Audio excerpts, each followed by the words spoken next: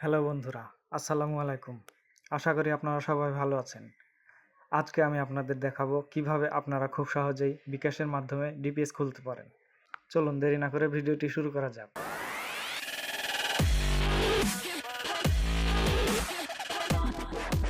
প্রথমে আপনাদের যে কাজটি করতে হবে, বিকাশ অ্যাপটি লগ ইন করে নিতে হবে। আমি আমার বিকাশ অ্যাপটি লগ ইন করে নিচ্ছি।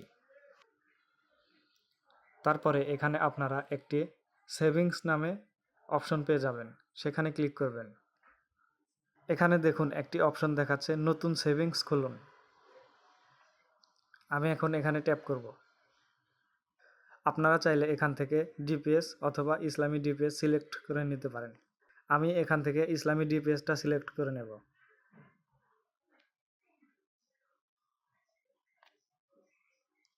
দেখুন এখান থেকে আপনারা আপনাদের ডিপিএসের ধরনটা সিলেক্ট করে নিতে পারেন। এখানে সাপ্তাহিক অথবা মাসিকভাবে ডিপিএস করা যায়। আমি এখানে মাসিক ডিপিএসটা করব, তাই আমি মাসিক অপশনের উপর ক্লিক করব। এখান থেকে আপনারা মেয়াদ সিলেক্ট করে দেবেন।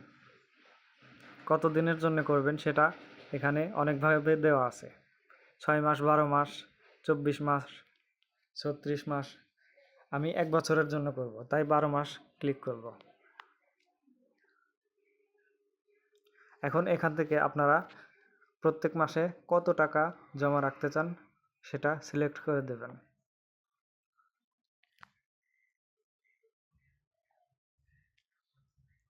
এখান থেকে আমি 5000-এ ক্লিক করে দিলাম। এখন নেক্সট বাটনে ক্লিক করে দেব।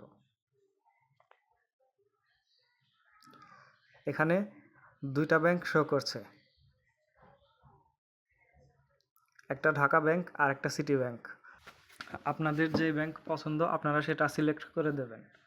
আমি এখান থেকে ঢাকা ব্যাংক সিলেক্ট করে দেব। আপনারা যদি এখানে নতুন ডিপিএস খোলেন সেই ক্ষেত্রে আপনাদের নমিনি অ্যাড করে দিতে হবে, কিন্তু আমি পূর্বে ডিপিএস করেছিলাম যার কারণে এখানে আমার বাবার এনআইডি কার্ডটা শো করছে। আপনারা যদি নতুন হয়ে থাকেন সেই ক্ষেত্রে আপনার বাবা মা অথবা প্রিয়জনের এনআইডি কার্ডটা দিয়ে নমিনি দিয়ে দেবেন। আমি এখানে আমার বাবার আইডিতে ক্লিক করব। এখন আবার নেক্সট বাটনে ক্লিক করব। এখন আমার বিকাশের পিনটা দিয়ে দিলেই আমার সব কাজ কমপ্লিট হয়ে যাবে। এখন আমার নোটিফিকেশনটা আমি একবার চেক দেব। দেখুন আমার বিকাশ অ্যাকাউন্ট থেকে 5000 টাকা ডিপিএসের জন্য জমা হয়ে গেছে। এখন যদি আমি আমার সেভিংসের উপর ক্লিক করি তাহলে সকল তথ্য দেখতে পাবো। দেখুন আমার সচল ডিপিএস এখানে একটা আছে, সেখানে অলরেডি আমার 5000 টাকা জমা হয়ে গেছে। আমি এখানে 12 মাসের জন্য ডিপিএসটা করেছি, কিন্তু নিজের প্রয়োজনীয় কোনো কাজে আমি চাইলে সেটা 3 মাস পরেই উইথড্র করে নিতে পারবো।